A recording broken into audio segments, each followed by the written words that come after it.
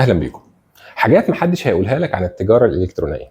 لو فكرت قبل كده تبني متجرك الالكتروني فاكيد عرفت ان جوده المنتجات وخدمه العملاء الممتازه والتسويق لمتجرك على السوشيال ميديا من اهم عوامل نجاحه. بس اللي محدش هيقوله لك عن المتاجر الالكترونيه ان زي ما ليها عوامل نجاح في اخطاء لو عملتها هتاخد مشروعك لطريق انت مش هتحبه.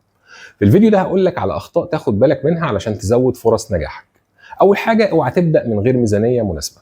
صحيح ان تكلفه المتاجر الالكترونيه نفسها تكلفه مش كبيره، بس وجود ميزانيه مناسبه قبل بدايه المشروع هتساعدك تحافظ على نجاحه وتخصص ميزانيه كويسه للتسويق وتخليك جاهز لاي ازمات مفاجاه ممكن تحصل.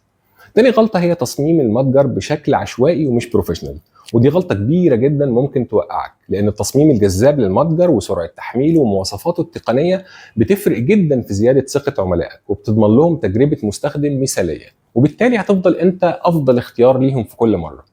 تالت حاجه سوء الاداره.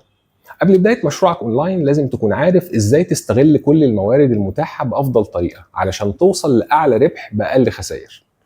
رابع حاجه هي انك تبدا المتجر بدون خطه عمل واضحه، لانك حتى لو حققت نجاح في الاول بدون خطه عمل النجاح ده مش هيطول.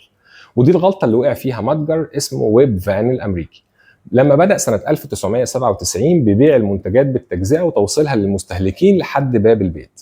طبعا وقتها دي كانت فكره ثوريه جدا والمجتمع الامريكي فعلا كان محتاجها، وخلال فتره قصيره جدا حققوا ارباح ضخمه وصلت لحوالي 375 مليون دولار.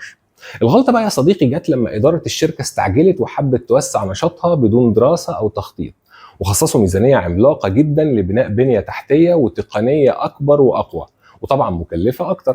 وما فكروش إن أصلا أرباح المتجر في الوقت الحالي ما تقدرش تغطي تكلفة التوسعات دي. فكان الحل الأول بالنسبة لهم هو رفع أسعار المنتجات علشان يعوضوا الخسارة، بس كانت النتيجة سلبية جدا، وهي إن أكتر من 3/4 عملاء المتجر وقفوا التعامل معاهم ودوروا على البديل في المتاجر التانية. واستمرت الخسائر لحد سنة 2001 المتجر أعلن إفلاسه. عشان كده قبل بداية أي مشروع مهم قوي تدرس عوامل الفشل زي ما مهم جدا إنك أنت تدرس عوامل النجاح. اكتب لي في التعليقات إيه تاني ممكن يكون سبب في فشل المتاجر الإلكترونية من وجهة نظرك. دمتم بسعادة.